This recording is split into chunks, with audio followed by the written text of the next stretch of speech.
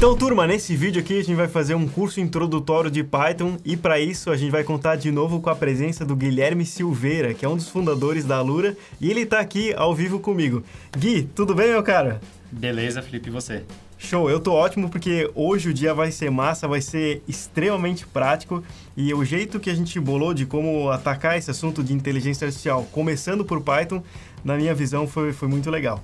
Então, a gente vai colocar nessa playlist, né, daqui pra frente muito a mão na massa, então é bom entender um pouco de código, mas aí o que eu e o Gui a gente combinou foi, caramba, qual que é o mínimo que a gente precisa aprender de código em Python para conseguir colocar a mão na massa em todos esses sistemas de inteligência artificial. E agora o Gui vai liderar para a gente uma aula que ele fez especial para essa playlist. Beleza, vamos lá. Então, a ideia é, primeiro, a gente quer programar em alguma linguagem, instala 300 coisas, né? Ou não.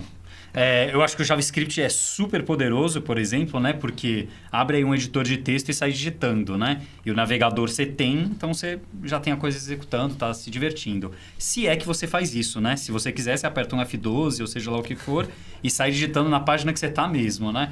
Então, o JavaScript é super legal. Essa é uma grande barreira que é quebrada, né? No mundo de aprender programação com JavaScript. E cada uma das outras linguagens tem vários desafios. Python, o que eu recomendo para a gente começar? Existe uma maneira da gente programar em Python no navegador utilizando o cloud de vários lugares. E o Google é um desses caras que tem esse cloud que roda código Python, entre várias coisas, tá? O site é o colab.research.google.com, tá? Não precisa do resto que está aqui na barra, mas colab.research.google.com. Ou se é só Google, Colab Research, já vai ser o Colab Research do Google. Eu posso colocar também o link na descrição, daí a turma clica lá e pode até acompanhar. Enquanto você vai desenvolver o código, a galera vai acompanhando também em paralelo. Com certeza, é a minha sugestão, né? E aqui a gente vai escrever vários notebooks, literalmente como se fosse um caderninho de programação. Então é isso que eu vou criar. Eu estou logado na minha conta do Gmail, ou da conta do Google, é só você ter uma conta do Google. Eu vou criar um notebook Python aqui. Aí você fala, o notebook só precisa ser em Python? Não, existem kernels, que é quem roda esse notebook, que roda outras linguagens. Adivinha que linguagem que ele pode rodar, por exemplo? Não sei, JavaScript? JavaScript, por exemplo. Ele consegue fazer coisas de back-end do JavaScript por Node? Ele roda Node por trás, então eu acho que deve dar. Tem que ver o quão útil é isso no dia a dia de um desenvolvedor back-end, tá? De JavaScript. Mas para gente que vai trabalhar com inteligência artificial, data science, etc., os notebooks ajudam muito em algumas explorações. Até em coisas bem mais avançadas. Por exemplo, o pessoal do Netflix usa em coisa muito avançada. Eu vou dar um nome, que nem um nome num Google Docs ou num Word ou alguma coisa do gênero, tá? Então, é uma aula de Python. Então, eu vou escrever aula de Python. Salvei o arquivo. E que nem algum arquivo do Google, você pode compartilhar com outras pessoas. Tem os botões aqui de compartilhamento. Você pode compartilhar e outras pessoas editarem. No meu caso, a gente está acessando aqui, bora para frente. Isso atualiza em tempo real para todo mundo que está vendo, que nem spreadsheets, essas coisas? Exatamente, vai atualizando, é compartilhado. É genial, sensacional. É genial. E o legal do notebook, tá? Existem versões locais que você pode rodar na tua máquina. Então, o notebook que eu estou utilizando aqui do Google, ele é baseado num projeto chamado Jupyter Notebook, tá? É o Jupyter Notebook que você vai instalar se você quiser instalar na sua máquina, tá? Pode instalar. Recomendo primeiro, você que está fazendo essa aula aqui, divirta-se com o Google Colab. Depois a gente sofre um pouquinho com instalar uma coisa, instalar outra, porque aí você vai ter que instalar o Python, vai ter que instalar o notebook, etc. Tá? Show. Então o que é o notebook? Um monte de linha. Então tá aqui minha linha e eu digito o que eu quiser nela, em Python, né? Porque eu estou rodando em Python. Por exemplo, eu vou declarar uma variável com um nome qualquer. Pode ser um nome qualquer, sei lá, um nome aleatório, pode ser um nome em inglês.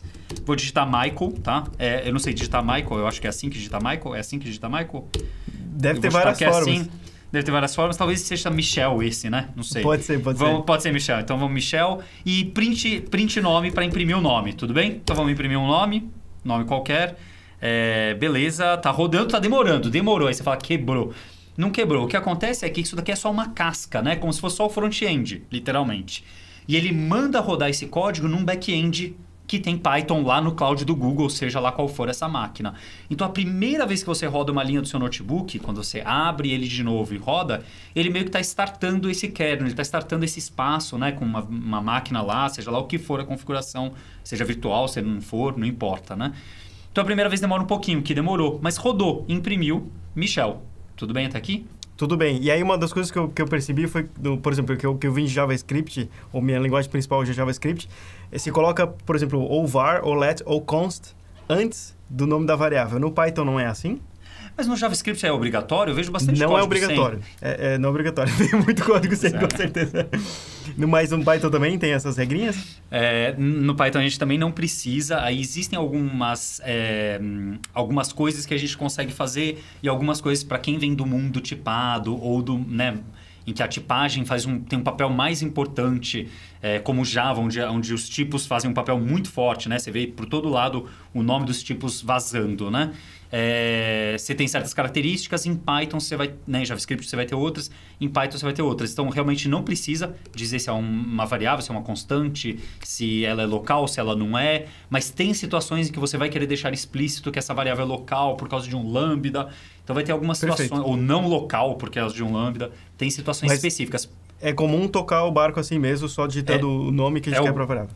É o padrão porque ela vai viver no escopo que você criou. Então, esse é o escopo, né? O escopo aqui é global, então, né? Global desse espaço aqui, então é global. Se eu tivesse dentro de uma função, era dentro da função. Se eu tivesse dentro do if e por aí vai, né? Porque por padrão no JavaScript é tudo global. Se você não definir. Por isso que eu brinquei do não escrever nada, né? Dureza, né?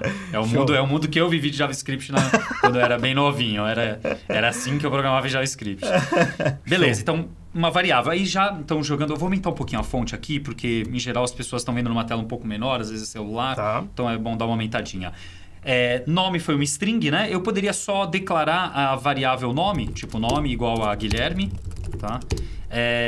E em vez do que imprimir ela com um print, eu posso só retornar, meio que fazer o evaluation dela, né? E isso daqui é do Google Colab, tá? Ou do Jupyter Notebook. Ele imprime o resultado da última coisa que você fez, o eval. Então, nesse caso específico, eu não precisava do print, tá? Só nesse específico. Só que a gente acaba usando bastante esse recurso, tá? Se eu quero fazer alguma coisa, só digita a coisa e vê o resultado. A gente não usa muito o print, não, tá? Quando a gente está explorando. Tudo bem? Mas não tem muita graça brincar com nomes, vamos brincar com idade. Só para a gente introduzir o conceito de variáveis, de alguns tipos de variáveis. Minha idade é 37, então idade igual a 37. Tá vendo que não ficou explícito que um é o tipo e seja inteiro, ou seja, qual for o tipo que tem lá por trás, ou outra é string, ou seja, lá qual for o tipo que tem por trás.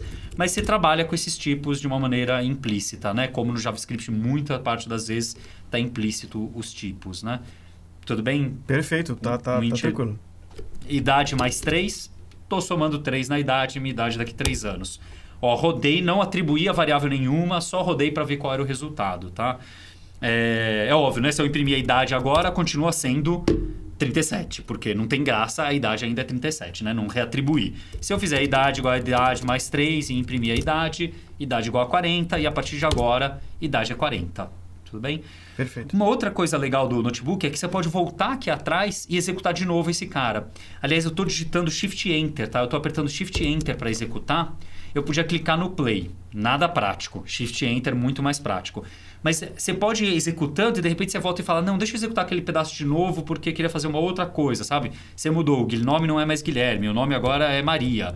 Então eu tenho o Michel e a Maria agora. Então tá lá, Michel e Maria, e bora pra frente, tá? Mas no escopo, ele tá guardando esse lugar em algum escopo, correto? Isso. Onde é que ele tá guardando idade? E se eu reatribuir o valor da idade antes, ele vai sobrescrever o valor que está guardado nesse escopo, nessa memória. Isso, pensa que é como se fosse uma linha de comando de interpretador de várias linguagens, né? Um REPL ou algo do gênero, ou uma linha de comando, e aí um prompt, etc. Então, você definiu idade igual a 37, é super global essa variável, né? Um escopo mais aberto de todos, nesse sentido. Então, realmente, eu tenho uma variável chamada idade com o valor 37 nesse escopo abertaço. E no momento que eu substituir para 43, vai ser 43. Mas, claro, repare que eu não executei as outras células de novo. Então, o resultado delas ainda é o antigo, né? Aqui é o output. O output é só a saída que foi da vez que você executou. Tá? Não é que legal. Não é reativo, né? Não é que nem Excel, que você atualizou um, ele sai atualizando todos os outros, né? Ele atualiza só o que você executou, tá?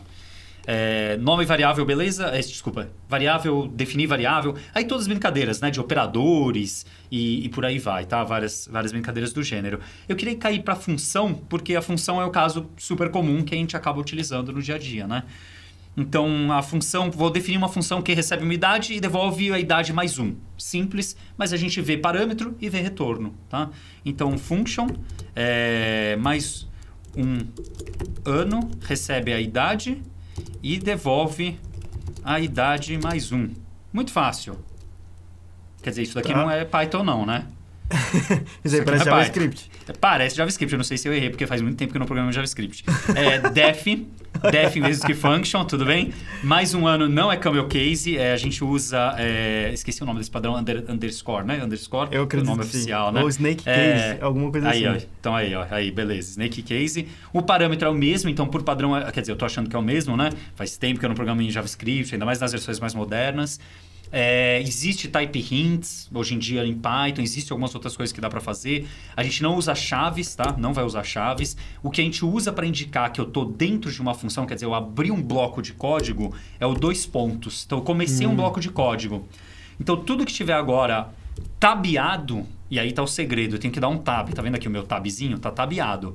Tudo que estiver tabeado um tab, tá dentro dessa função. Então agora eu posso fazer, por exemplo, um print, tá dentro dessa função. Só para mostrar que está dentro dessa função. E um return idade mais 1. Aí sim o return ficou joinha dessa maneira. Vou executar. Da maneira que eu executei, eu só defini a função. E agora eu chamo a função com o valor 43, sei lá. Executo de novo, devolve, está dentro dessa função, 44. E é engraçado porque eu acho que a primeira vez que você encara uma variável, uma função, a gente começa com exemplos que eles são bem simples. Aí eu me lembro, quando eu estava aprendendo sobre programação, eu pensei, mas eu nunca vou fazer isso na minha vida. E o que eu acho que a pessoa tem que ter nesse exato momento é, beleza, talvez a gente nunca faria uma função assim, de fato, que só vai somar um número. Mas essas funções, elas são os building blocks, elas são os tijolinhos que a gente vai construir tudo daqui para frente. Então, por exemplo, se a gente só aprender a usar variável e função, dá para fazer muita coisa, porque a variável é que você guarda as informações e a função são os comandos, assim, faça aquilo, faça isso, e aí o próprio Python vai te oferecer várias funções, assim como o JavaScript ou qualquer outra linguagem, mas o mais legal é quando a gente começa a criar as nossas próprias funções, que são junções de outras funções, e assim o negócio vai ficando louco. Então, é muito engraçado a diferença entre um exemplo simples assim e depois tudo que dá para fazer muita coisa só com isso aqui. Perfeito, né? A ideia é que variáveis permitem que a gente armazene valor, então eu consigo saber coisas sobre o mundo. Então eu sei a nota dos filmes que foram lançados nesse ano. Eu sei as notas de todos os filmes, todas as notas que todas as pessoas deram, avaliações em sites de filmes. Maravilha. Isso tudo é dado, eu armazeno em variáveis. E variáveis, é só sair utilizando isso daqui a rodo, né? De maneiras mais inteligentes, mas a rodo. E depois eu quero calcular a média por filme. Isso quer dizer, sei lá, saiu o filme Toy Story, qual que foi a média do filme? Toy Story 17, né? A média foi 4.3, então eu vou criar uma função que calcula a média de um filme. Ou quero fazer o processamento de uma compra no e-commerce. Então eu quero enviar um e-mail de confirmação, eu quero enviar uma mensagem para o sistema de embalamento, sei lá, de embalagem, quero imprimir uma etiqueta, quero fazer não sei o quê.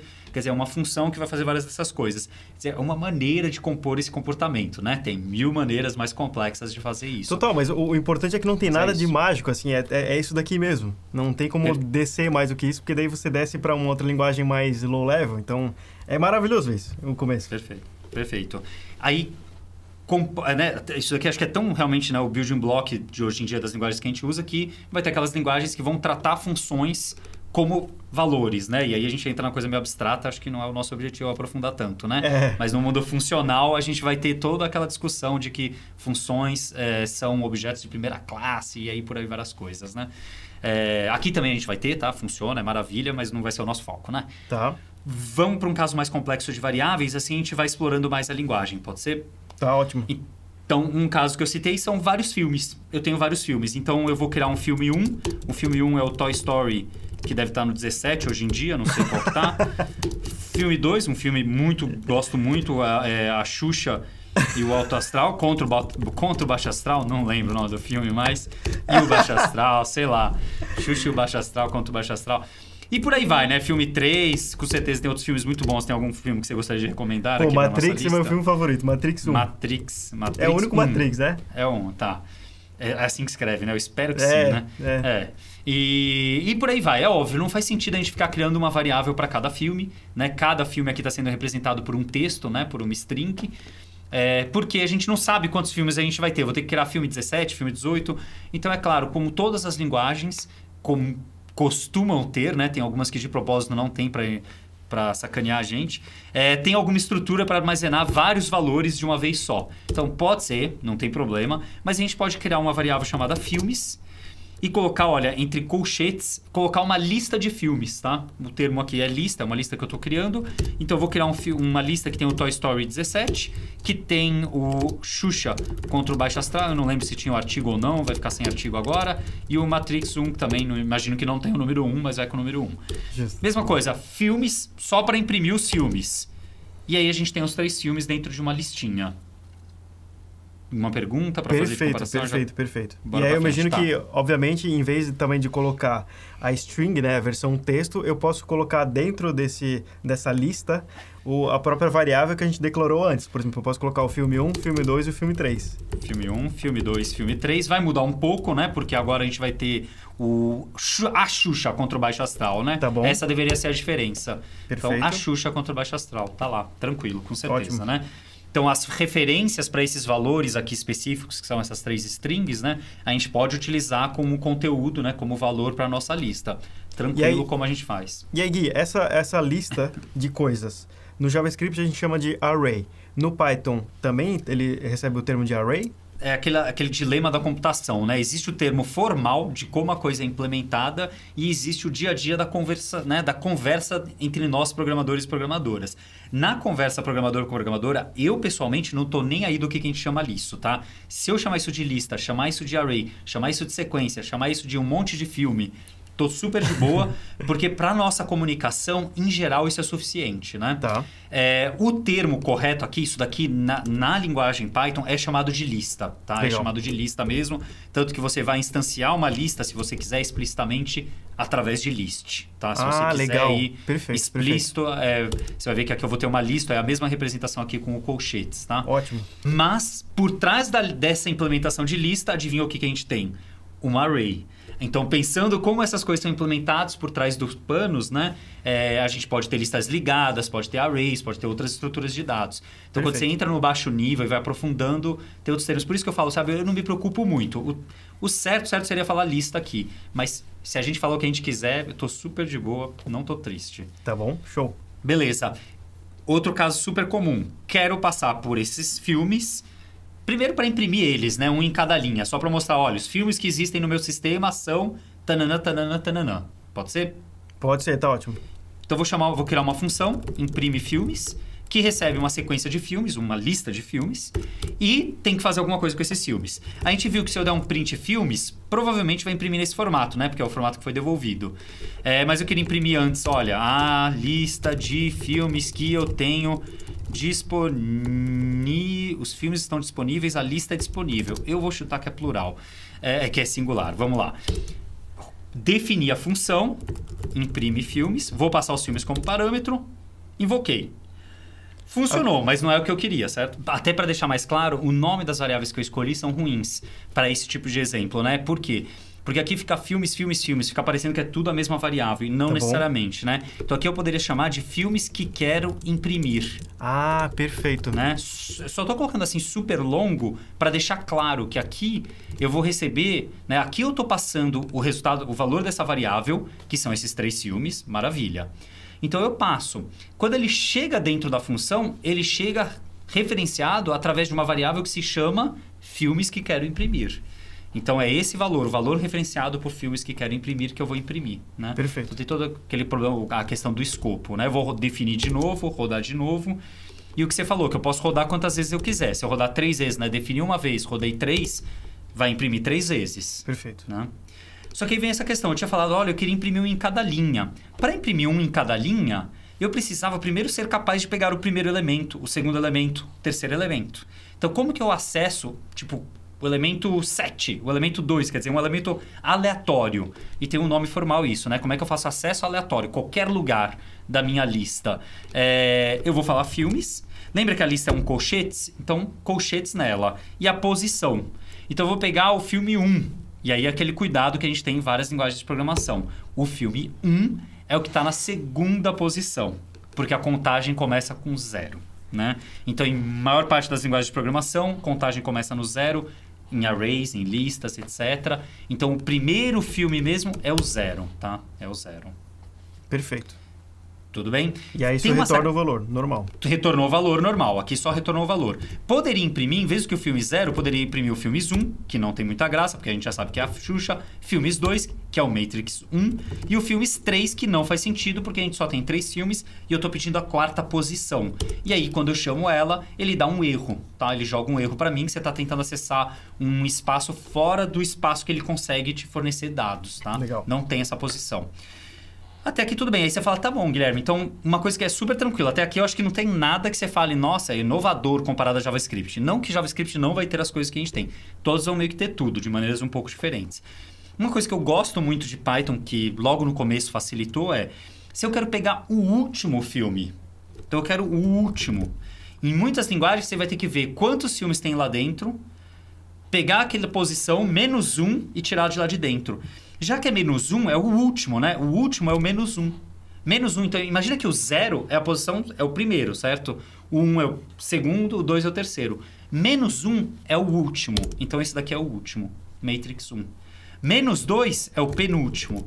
Então quando você quer fazer alguma coisa meio que de trás pra frente, é super direto de fazer isso, sabe? Entendi. Não tem segredo, é direto mesmo, é direto, tá? Entre outras coisas, se você falasse, olha, eu quero somente a partir do segundo elemento, isso é, a partir da posição 1, né? Eu quero a posição 1 para frente, posição 1 para frente, tá? Então, a partir legal. da posição 1, pega todo o resto. Então, quer dizer, é tudo menos a posição 0, nesse caso, né? Legal. Aí você fala, olha, eu quero somente do penúltimo para frente, né? Se é o penúltimo para frente, são os 2 últimos. Então, eu tenho os 2 últimos, que é a mesma coisa aqui, porque a gente tem 3 elementos. Então, é super comum quando você trabalhar no Python com listas, você utilizar esses tipos de cortes nas suas listas, né? Tanto que chama slice.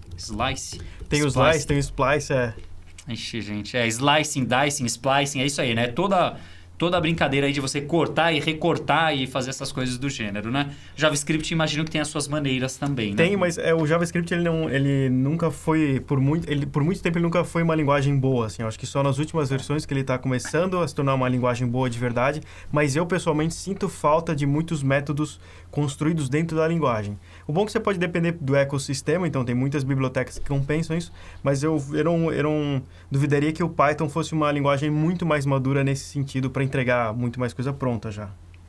Se a gente estivesse no choque de cultura agora, ia ter aquele anúncio grandão ali que eles falam, tipo, quando alguém fala uma coisa absurda, sabe? Tipo, JavaScript nunca foi uma linguagem boa, só agora. E aí tem aquele tan, sabe? Não, aquelas coisas que eles tem que se esforçar mais ainda. Não, imagina, não. Não, também, então, justo isso, né? Eu aprendi JavaScript muito tempo atrás, usava muito tempo atrás, faz tempo que eu não programo front-end, e meu back-end não foi JavaScript, né? E numa época que era... faroeste, né? Era terra sem lei. Era terra sem lei, né? Era dureza, era complicado. Na minha época, de novo, mudou 100% de lá pra cá, né? Não sei agora, mas mudou 100%. Beleza, então esses são alguns exemplos. Faltou finalmente eu passar por todos os elementos que eu falei aqui, prometi a coisa e não passei, né? Vamos passar por todos os elementos. Então, para cada um dos filmes, né? Então, para cada um dos filmes dentro dos filmes, tá? Então, o que eu vou fazer? Para cada um dos filmes dentro dos filmes, eu vou definir uma variável. E o nome da variável pode ser qualquer coisa, né? Eu vou chamar de filme porque é a variável que para mim faz mais sentido. Então, para cada um dos filmes, dentro da lista filmes, eu vou fazer alguma coisa. Por exemplo, imprimir o filme. Interessante. E aí, o nome desse filme. Eu notei que tu usou, com certeza não é a mesma sintaxe que define uma função, mas ela terminou com uns 2 pontos. Então, eu pensei, bom, os 2 pontos servem para fazer o término da definição de uma função. Mas pelo que eu vi aqui, não. Os 2 pontos, eles servem para você criar um escopo, então? Isso, é um bloco, né? Eu estou definindo esse bloco que cria um escopo novo, com certeza, nesse caso, né? Nesse caso, é uma definição de laço, né? É que tem outras maneiras de fazer o laço inline, aí você não vai usar os 2 pontos, né? Tudo acaba tendo 1000 maneiras de serem feitas. Tá. Mas esse laço, né? Esse loop, né? Que passa várias vezes imprimindo vários filmes, ele é definido pelo 2 pontos. Então, enquanto eu estiver aqui dentro, por exemplo, print reticências, eu estou dentro do laço. Na hora que eu tirei o tab, eu já não estou mais. Então, agora estou fora. Tá? Então, o que eu vou imprimir? Eu vou imprimir o nome do primeiro filme, reticências. Nome do segundo filme, reticências. Nome do terceiro filme, reticências. Estou fora. É isso que eu estou esperando. E é isso que acontece, tá? Filme, reticências, filme, reticências, filme, reticências. Estou fora. Perfeito. Tá? Perfeito. Então, o tab é super importante, né? Tem outras maneiras de trabalhar aí. Vamos juntar as duas coisas. Aquele def imprime filmes, Vou jogar ele aqui com o nosso laço, com esse for. Eu vou reescrever aqui o for, ó. A lista, então, for, filme, in. Filmes que quero imprimir, 2 pontos, print, filme. Então, rodei, Shift Enter, e agora imprime filmes. Rodei, ele vai imprimir pra gente. Opa, errei alguma coisa. Digitação, né? Digitação. Quero, aqui, ó. Legal. É até bom errar, né? Porque você se acostuma com as mensagens de erro. Então, isso isso é uma coisa extremamente importante. importante. As pessoas, elas têm medo de ler uma mensagem de erro, porque, de fato, é uma coisa bem mais feia do que a gente estava escrevendo até agora. Mas tem que encarar. Então, explica aí como é que ele trata o erro. E é super comum. Aqui ele jogou um erro pra gente, ele falou, olha, o nome, filmes que querem imprimir, não está definido. Se o nome não está definido, provavelmente a gente errou digitação, tá? A gente está tentando chamar uma função com o nome e o nome é outro, ou acessar uma variável com o nome e o nome é outro. Provavelmente é isso. A gente pode caçar onde é que está essa palavra, tá? E como eu acabei de digitar esse código, provavelmente é isso, que eu digitei errado alguma coisa, né? Mas também ele dá uma dica que ele mostra onde que estava executando o código. Ó, ele estava executando o imprime filmes. O imprime filmes, né, que está aqui, olha, chamou, né? Dentro do imprime filmes, ele chegou nessa linha, ó, na linha for filme in filmes que querem imprimir. Então foi nessa linha, ele está até com a setinha, foi nessa linha que deu o erro.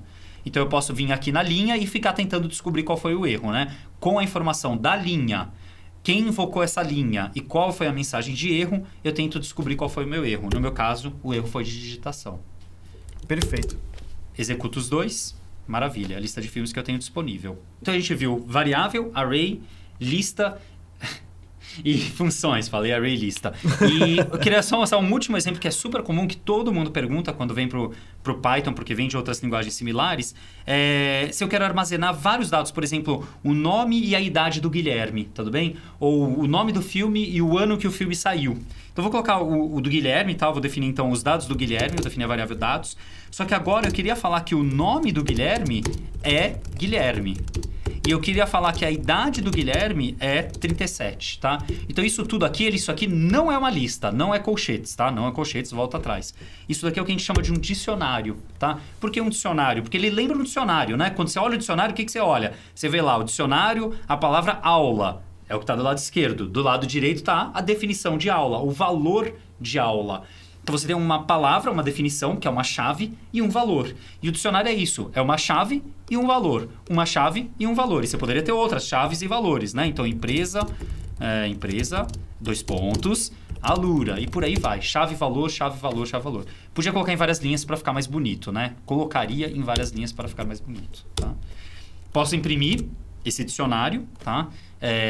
Tá aqui, empresa, idade, nome. Repara que ele não precisa seguir a ordem de definição, porque não importa. Importa que a empresa é Alura, idade é 37, nome é Guilherme. Pelo menos para o dicionário padrão. E se eu quiser saber o nome que tá dentro desse dicionário, dentro dessa estrutura de dados, eu vou pedir como se fosse um array. Só que não é a posição 1, posição 2, posição 0. É o nome. Tudo bem? Então eu peço o valor que tem lá, nome. E aí ele devolve para mim Guilherme. Se eu pedir empresa, ele devolve Alura. E por aí vai. E aí tem todas as milhares de funções para a gente trabalhar com mapa, com dicionário, com tudo mais. Show de bola. Isso aí é bem comum também no JavaScript, a gente chama de um objeto, né? E aí isso me lembra do Lua também, que eu acho que no Lua eles chamam de tabela, né? O objeto. Que é chave e valor. Se eu não me engano, até a definição é de tabela, porque de fato é uma tabelinha, como tu falou, é um dicionário. Tem uma propriedade e um valor. Uma propriedade e um valor, tudo dentro de um só objeto na memória. É que, de novo, a gente entra naquela discussão de implementação por trás versus comunicação, né? Então, em comunicação, eu não estaria nem um pouco preocupado se a pessoa falar para mim tabela, falar mapa, dicionário, objeto. Tô super tranquilo porque eu sei do que a gente está falando. Então, não se preocupe, não se apegue muito ao vocabulário quando a gente está no dia a dia conversando. Quando a gente precisa ser preciso, aí a gente pode querer forçar uma palavra ou outra, né? Como você citou, algumas linguagens usam certos termos. E, em geral, está muito ligado com a implementação por trás, né? Mas então tá, Gui, a gente viu variável, a gente viu função, a gente viu lista e a gente viu o dicionário, né? Eu consigo, de toda a playlist que a gente quer tratar daqui para frente, eu consigo, com esse conhecimento, fazer tudo o que eu quero de data science, de inteligência artificial no geral? Você consegue, vai dar trabalho, vai dar bastante trabalho. Porque imagina que tirar uma média não é que dá trabalho, mas é uma linha de código. E alguém já fez isso pra gente. Acessar uma página para carregar os dados com todas as notas dos filmes. Você tem que acessar a página, carregar os dados e um monte de coisa. Então já existem um monte de bibliotecas, diversas bibliotecas com muito código que a gente pode utilizar e abre essas portas para o mundo inteiro. E a gente vai ver daqui a pouquinho. Pode ser na próxima aula, então? Na próxima aula, então. Show de bola. Então, turma, próxima aula a gente vai entender como reutilizar todo esse conhecimento que a gente teve dessa aula introdutória de Python para começar a colocar a mão em Data Science, né, Gui? Vai ser a próxima aula? Isso. Show, Data Science, e ainda aprender como começar a usar o trabalho de outras pessoas, as funções que as outras pessoas escreveram, que são coisas, assim, extremamente complexas e fica muito simples de utilizar. Então, para ver esse vídeo, é só clicar aqui. Fechado? Valeu!